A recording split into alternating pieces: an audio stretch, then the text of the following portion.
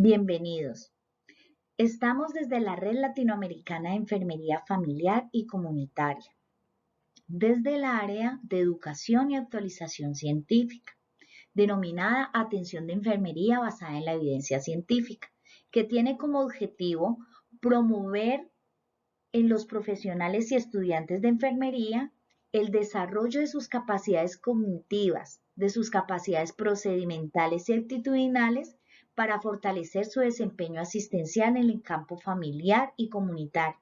Desde la red estamos convencidos que tenemos que seguir trabajando en pro de la salud colectiva. Por eso hoy los invitamos a desarrollar conmigo, mi nombre es María Eugenia Vélez Arias, un tema que tiene que ver con la vacunación, porque estamos convencidos que la vacunación es una estrategia costo efectiva, es una estrategia clave de la salud pública. Sin embargo, también requiere una vigilancia constante para asegurar su seguridad.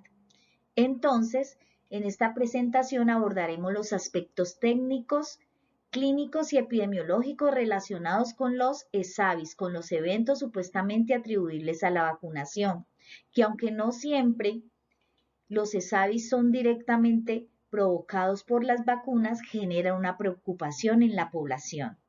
Continuemos.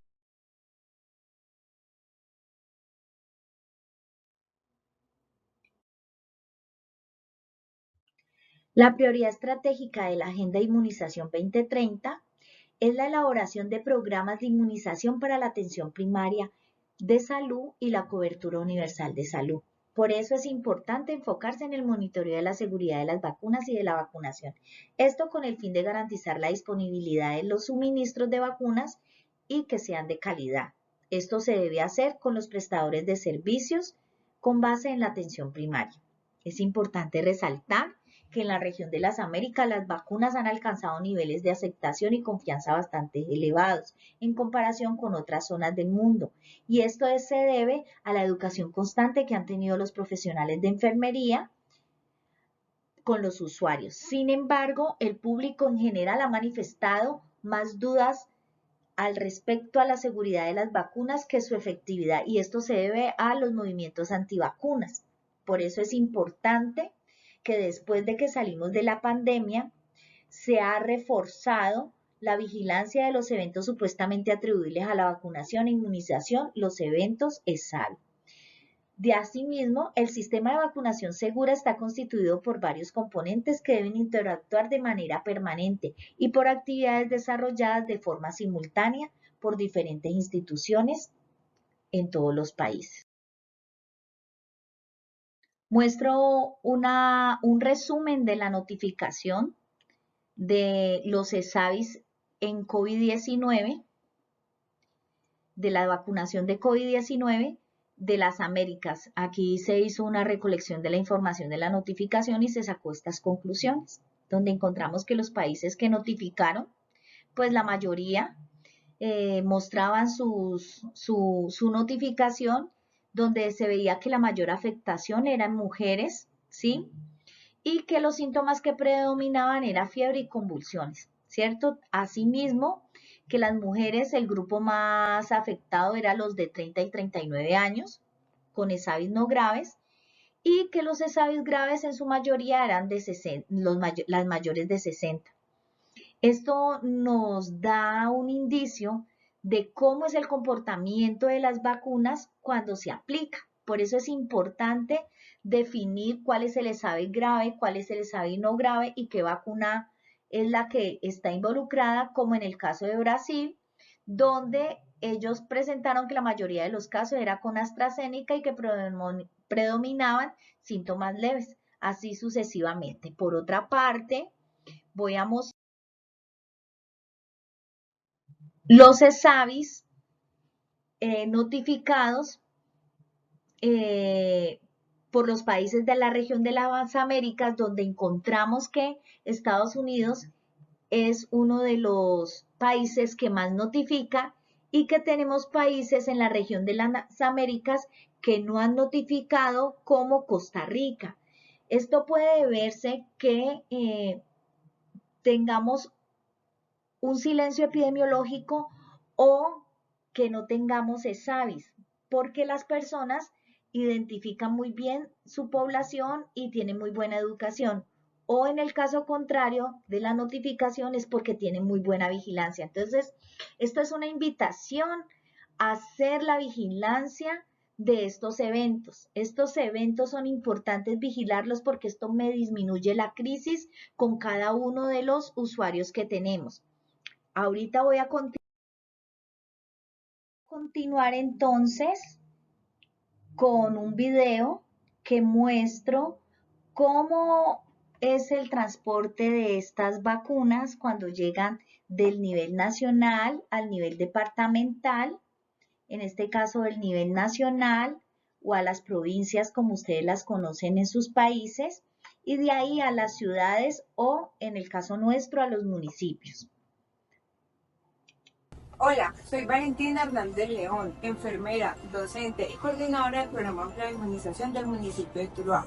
Hoy les quiero mostrar un poquito del proceso que realizamos aquí desde el cuarto frío del municipio.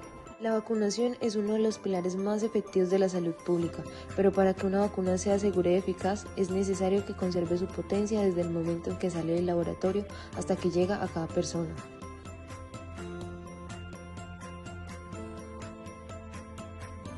Las vacunas llegan desde el nivel departamental al municipio en un vehículo acondicionado con cadena de frío, conocido como termoquín.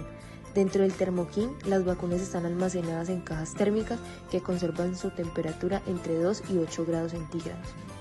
Al recibir las cajas térmicas, el personal del Plan Ampliado de Inmunización Municipal realiza un procedimiento riguroso. Se verifica la temperatura interna, la presentación de cada vacuna, el lote, la fecha de producción y la fecha de vencimiento. Estas acciones son claves para evitar errores programáticos en vacunación y asegurar la trazabilidad del biológico. Las vacunas aprobadas se almacenan en el cuarto frío municipal, en neveras con monitoreo continuo de temperatura.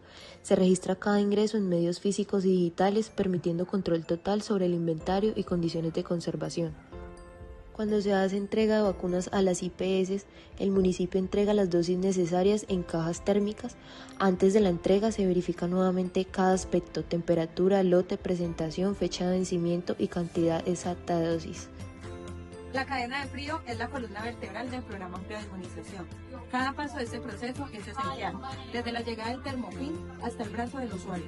La vacuna debe estar protegida, siempre respetando la cadena de frío. No es un simple requisito técnico, es un acto de responsabilidad profesional y un compromiso con la vida de las personas.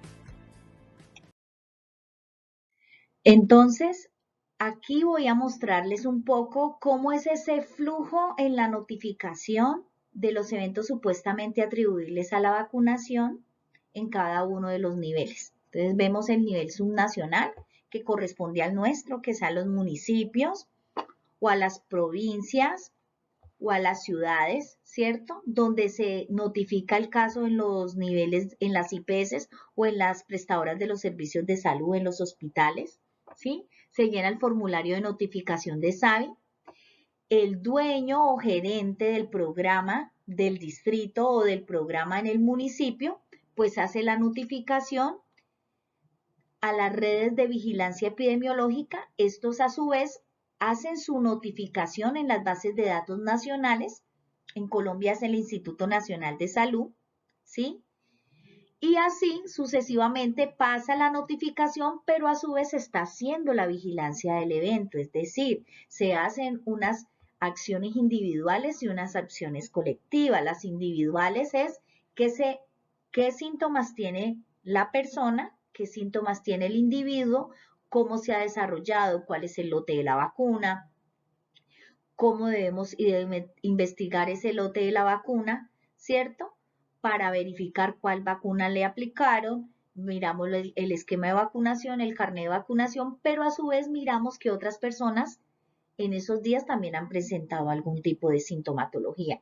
Asimismo, en este nivel nacional, pues hace su notificación al nivel mundial, donde están las bases de datos mundial de OMS y OPS, donde aquí se hace la planificación y se verifica cómo ha sido el evento. Luego entonces ya lo último se clasifica en lo que voy a mostrar más adelante, si es un ESAVI grave o un ESAVI leve, y a su vez qué tipo de evento fue lo que hizo que fuera un ESAVI o que no sea un ESAVI. Por eso es muy importante identificar la cadena de notificación. Bueno, sigamos. Aquí muestro entonces cómo nosotros en la región de las Américas tenemos dispuesto el sistema de vigilancia de SAVIs, ¿sí? Unos en mayor desarrollo, otros en menor desarrollo, pero eso hace que se genere una información confiable que permite responder de una manera objetiva y oportuna a todas las preguntas del público en general y a los interrogantes de las autoridades nacionales sobre el uso de las vacunas. Esto es importante. Verificar es el monitoreo de los eventos adversos posteriores a la administración de las vacunas porque esto va a permitir que se minimice una ocurrencia en el impacto en la salud de la población, porque si identificamos una vacuna que produjo algún ESAVI, pues la sacamos del contexto. Sin embargo, las vacunas son muy seguras y esto nos permite a nosotros que en la mayoría de los países de la región tengamos una seguridad en la aplicación. Por eso nos creen en nuestra vacunación. Ahora muestro entonces ese concepto de SAVI. Ya pasamos de unos niveles de mostrar como algunos datos, cómo no es el flujo de la información, y aquí ya nos vamos al concepto. Entonces, el concepto de SAVI es un evento supuestamente atribuido a la vacunación o inmunización, que es un evento que ocurre después de la administración de una vacuna y que causa preocupación y es supuestamente atribuible a la vacunación o a la inmunización. ¿Por qué lo decimos así? Porque en el manual de vigilancia de eventos supuestamente atribuibles a la vacunación o inmunización en la región de las Américas, de OPS, nos hace énfasis en que debemos vigilarlos para contarle a la gente la verdad de las vacunas. De esta manera, entonces,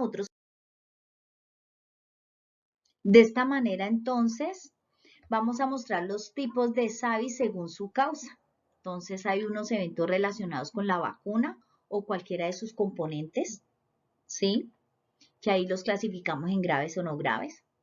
Un evento relacionado con una desviación de la calidad del producto, ¿sí? Que es causado por que la calidad de la vacuna está incluido dispositivos empleados para su administración y debidos a procesos de fabricación, pues hay una mala distribución. Otro es el evento relacionado con un error programático, que son esos ESAVIs que uno quisiera que nunca pasaran, que son errores netamente en todo lo que tiene que ver con el programa. Otro evento es por estrés que tuvo lugar inmediatamente antes, durante o inmediatamente después de que la aplicamos, ¿sí? Que es causado por la ansiedad relacionada con ese proceso de vacunación y los factores socioculturales relacionados con el mismo. El evento coincidente, que es ese evento que realmente no es causado por la vacuna, que más adelante vamos a hablar de ellos, y el evento no clasificable, que es un evento que se define no concluyente porque falta información, porque después de haberse clasificado, vigilado, no tiene cómo clasificarse. Entonces, aquí vamos a continuar con esto. Miramos que hay unos puntos fundamentales en esa patogénesis del ESAVI. Entonces, vamos a mirar el tipo de vacuna, otros, la vía de administración, la composición inmunobiológica o de ese inmunobiológico y las características del huésped. Esto es importante para tener en cuenta a la hora que yo esté haciendo la vigilancia de cada ESAVI. Anteriormente, la patogénesis, una se debe a la clasificación de las vacunas según su tipo. Entonces aquí encontramos las vivas atenuadas, ¿cierto? Pueden ser de origen viral o bacteriano y el tipo de vacuna que más genera el ESAVI. Las vacunas inactivas o muertas, ¿cierto? que también son de origen viral o bacteriano, o las fraccionadas de cada una de esas vacunas que ustedes ya saben que son los que nosotros hacemos, que nosotros conocemos como topsoides, ¿cierto?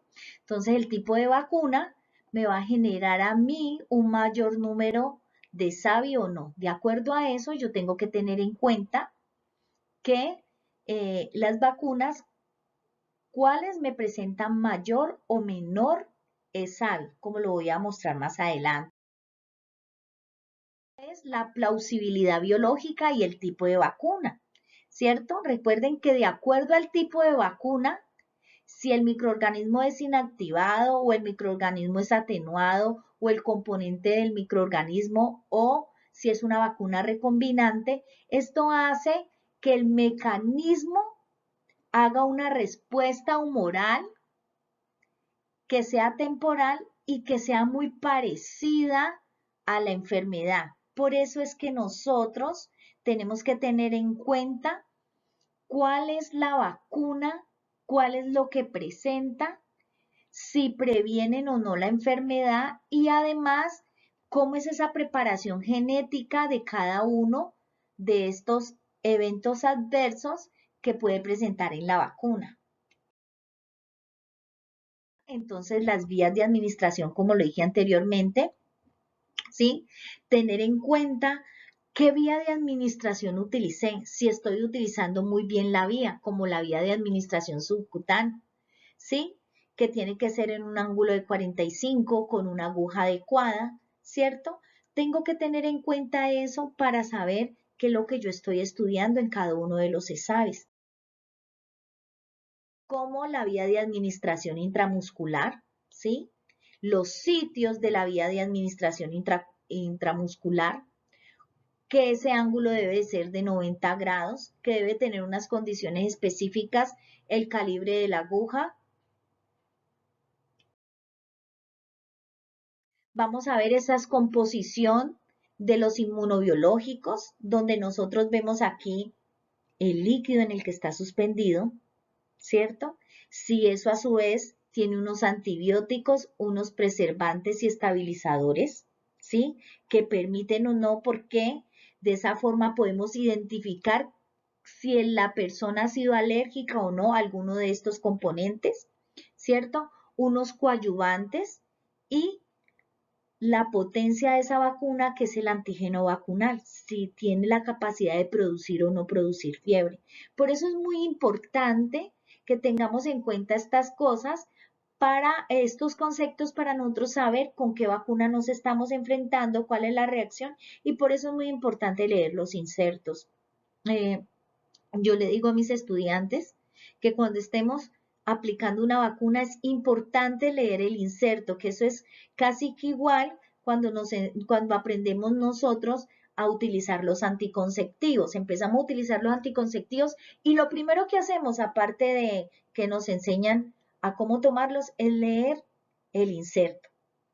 Tenemos pendiente todas esas precauciones y las reacciones que esto debe traer el no tomarme un anticonceptivo. Y aquí, cuáles son las reacciones que yo debo de tener en cuenta cuando le estoy aplicando y cuáles son a los grupos a los cuales yo debo tener mucha cuidado en la vulnerabilidad cuando yo le estoy aplicando una vacuna, como el caso que está pasando en este momento con un brote de fiebre amarilla, ¿sí? Que sabemos que no se lo podemos aplicar a las personas mayores de 60 años porque está contraindicado, o a personas que tienen algún tipo de patología especial autoinmune, que lo que hacemos es un error programático, como lo voy a explicar más adelante. Entonces, también vemos, como lo acabo de decir, las características del huésped en situaciones especiales. Pues yo, en los pacientes inmunocomprometidos, pues tenemos que tener en cuenta que esas enfermedades de base, como el VIH, pues una contraindicación para saber qué tipo de vacuna le voy a aplicar, y una medicación inmunosupresora, como el ejemplo de los corticoides, una radioterapia o una quimioterapia, que hace que esas vacunas no cumplan su función y nosotros, en lugar de hacerle un bien, estamos haciendo un mal y desencadenamos un evento adverso a la vacunación. y también cuando se vacuna inadvertidamente una embarazada. Hay que tener mucho cuidado porque aumenta el riesgo del uso de estas vacunas atenuadas en ellas, pues a que hace que uno tenga que tener en cuenta qué vacunas se van a aplicar, cuáles son el esquema para las embarazadas y cuál es esa respuesta a la vacunación que puede no ser adecuada. Por eso es muy importante tener en cuenta. Aquí muestro el calendario y cuándo sí, cuándo no y qué vacunas le podemos aplicar a cada uno de los pacientes con estas condiciones de inmunosupresión, ¿sí?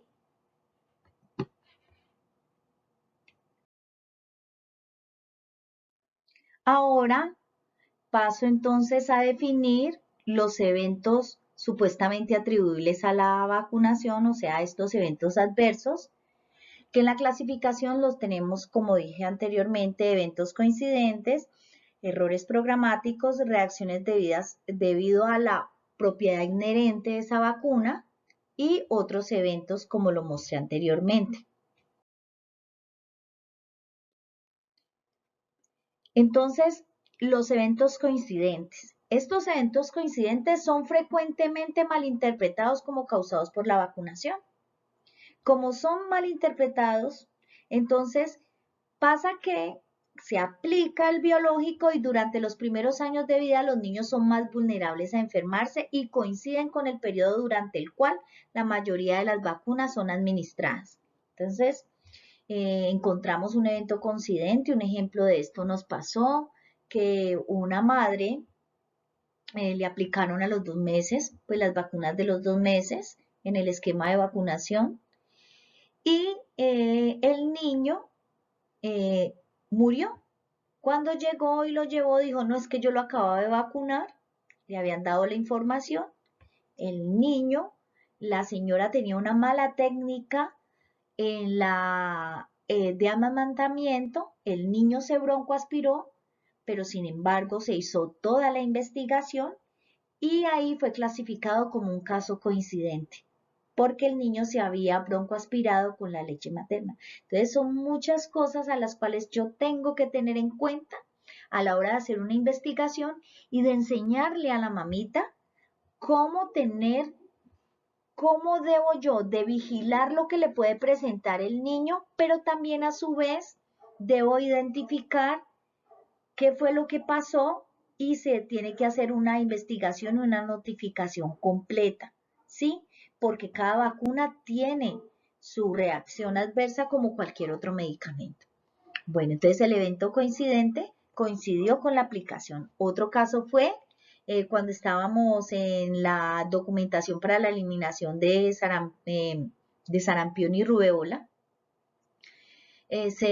Alguien estaba cursando con una meningitis, se le aplicó la vacuna y se pensó que en el momento lo que le había causado era la vacuna. Entonces, por eso es importante la notificación y a través de esa notificación es importante determinar la evaluación del evento. Entonces quedó como clasificado evento no coincidente, perdón. Otra clasificación son los errores programáticos, son los que ocurren debido a un error en la manipulación, preparación, manejo o administración de la vacuna. Estos son los errores netamente del programa, ¿sí? Donde debe haber unas medidas correctivas, deben implementarse de manera inmediata y deben incluir aspectos en la logística, en la capacitación y todo lo que tiene que ver en la supervisión, ¿sí? De estos errores programáticos. Entonces aquí, un error programático, el síndrome de Nicolau, que es cuando se ha aplicado una penta o una DPT, cuando la inyección intraarterial de manera accidental de ese inmunobiológico de uso intramuscular puede causar intensa vasoconstricción arterial distal y complicarse con trastornos neurológicos y por necrosis. ¿Sí? Eso produce un intenso dolor, son escasos de manera por fortuna, pero puede presentarse por una mala técnica. Otro error programático, como el que voy a mostrar aquí, es el que pasó en Yemen en 1997, donde en el error programático, en lugar de aplicar DPT a 70 infantes, pues le aplicaron fue insulina a los 70 y fallecieron 21. Esto es un error que no debe pasar. Uno dice, bueno, ¿y qué hacía la insulina? Son muy parecidas, pero ellas no deben de estar. Si ustedes ven aquí el vial de la insulina y ustedes ven aquí el vial de la DPT, ¿cierto? Entonces, son muy parecidas, son lechosas, tienen condiciones específicas, pero no tiene por qué estar en un termo de vacunas viales de insulina, ¿sí? Por eso es que se tiene que fijar muy bien, se tiene que cotejar muy bien la vacuna, se tiene que verificar la organización de estos termos antes de administrar las vacunas. En esos errores operativos del programa voy a hablar el error operativo y el evento previsto. Entonces, en inyección no estéril, entonces la reutilización de una jeringa o aguja descartable, pues que eso espero no pase nunca, pero el uso de jeringas que no se aseguren adecuada esterilidad, o sea que se caigan y la recojan, vacuna o diluyente no contaminado, utilización de vacunas liofilizadas por mayor tiempo indicado para su uso, o sea, esas que se reconstituyen y pasan más tiempo del que uno debería de utilizarlas, y eso hace que pueda producir una infección con acceso localizado en el sitio de la inyección, o sea, una sepsis, un síndrome de shock tóxico o muerte y la infección transmitida por sangre como hepatitis o VIH. Estas son cosas que las cuales nosotros tenemos que tener en cuenta. Otro error sería el error operativo del programa, un error en la constitución, ¿cierto? Entonces se reconstituye con un diluyente incorrecto, por eso es muy importante identificar la vacuna, cuáles requieren dilución, cuáles son los reconstituyentes propios para ella, porque recuerden que algunos tienen unos estabilizadores que hacen que la vacuna pues pueda presentarse de mejor calidad al usuario. El reemplazo de la vacuna o diluyente con un fármaco y la dilución en la cantidad inadecuada, o sea, multidosis, ¿sí? El acceso local, un acceso local, ¿cierto? Por agitación indebida, un efecto adverso por un fármaco como insulina, como lo acabamos de mostrar, y una reacción grave previsible. Es decir, estos errores no deberían de pasar, ¿cierto? Entonces, cuando yo cotejo las vacunas, o sea, por eso es que tenemos que mirar la supervisión. Cuando saco las vacunas, ¿qué vacunas tengo cuando preparo el termo? ¿Qué vacunas saco? Esto hace que nosotros tengamos un buen proceso desde que llega la vacuna, desde la que tengo en el cuarto de almacenamiento hasta que, hago el proceso de vacunación para que posteriormente eh, hago la vigilancia. Miren, yo les digo a los estudiantes y a mis compañeras que cuando uno vacuna, yo vacuno, pero yo tengo que pensar en el mes siguiente. Este mes siguiente me produce a mí un tiempo inadecuado para yo poder vigilar esa vacuna, ¿cierto? O quedarme tranquila. Otros errores son la inyección en el lugar equivocado, ¿sí? Aquí está el caso de la BCG, que la reacción, el acceso local, que ya lo voy a mostrar, el transporte o almacenamiento incorrecto, ¿cierto? Que hacen que haya reacciones local por vacuna congelada o vacuna ineficaz y no respetar las contraindicaciones, ¿cierto? Porque es que cuando yo tengo una contraindicación, pues es muy probable que me vaya a pasar un evento adverso. Entonces, ya pasando a reacciones más leves y comunes de los eventos atribuibles a la vacunación, entonces vemos la cefalea, el dolor de cabeza, el dolor de garganta, el exantema en algunas vacunas, la fiebre, la irritabilidad, las manifestaciones locales como el dolor, el enrojecimiento, el edema, la mialgia y síntomas gastrointestinales. Las reacciones graves o menos frecuentes a la vacuna es el llanto persistente, la neuritis periférica, la parálisis asociada a la vacuna, el síndrome de Guillain-Barré, la púrpura trombocitopénica, el síndrome de tipo de shock, la anafilaxia, ¿sí? La vesijitis, el shock tóxico. Las convulsiones son cosas que yo no voy a esperar, pero sin embargo yo tengo que vigilarlas. Entonces, el efecto adverso por cada vacuna. Entonces, vemos la BCG, el leve, la lesión específica papular de 2 o más semanas después. Esa se presenta o no se presenta, pero es leve. Ya sabemos que es algo esperado. El grave es la linfadenitis supurativa local, ¿sí? Que va hasta una osteomielitis, ¿cierto? La hepatitis B, el leve dolor local, pero el moderado grave es una hipotensión, un broncoespasmo. Entonces, toda esta serie de cosas tengo que tenerlas en cuenta, ¿cierto? Otra, la polio oral, la anafilaxia por ser vacuna viva, ¿cierto? La DPT, los leves es el dolor, el edema, el eritema. Le explicamos a la persona eso, le decimos al usuario, esto va a presentar y ella va a cuidar a su niño, ¿cierto?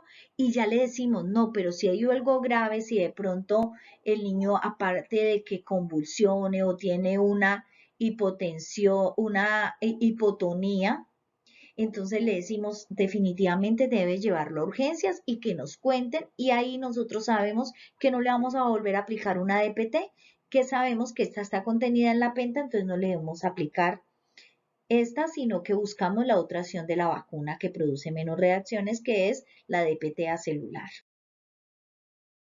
Entonces aquí muestro algunos ejemplos, algunas fotos de las reacciones a las. Entonces, en esos efectos de cada vacuna, entonces continuamos con el sarampión y la rubéola leve, que es la temperatura, el salpullido de 6 a 14 días, ¿cierto? La leve adenopatía, pero si esto pasa grave, persiste después de 14 días el brote, pues ya tenemos que llevarlo al médico y tenemos que decirle a la madre, darle toda la información. La fiebre amarilla, leves cefaleas, mialgias, pero si esto después de los 12 días persiste, pues ya sabemos que es un ESAVI ya grave. Es decir, esto es lo que yo tengo que empezar a pensarse que puede presentar. Por eso es que le tengo que dar muy buena información a la mamita. La influenza, ¿cierto? Leve, dolor, sensibilidad o mialgia, pero ya sabemos que un grave o severo sería la reacción del Guillain-Barré y así pasa sucesivamente con la TD, con la hepatitis B que ya, perdón, con la HIV, que ya lo habíamos hablado, con el sarampión que es el mismo de sarampión rubeola y o la triple viral que lo vemos ahí abajo que corresponden a las mismas, a la misma generación de las vacunas.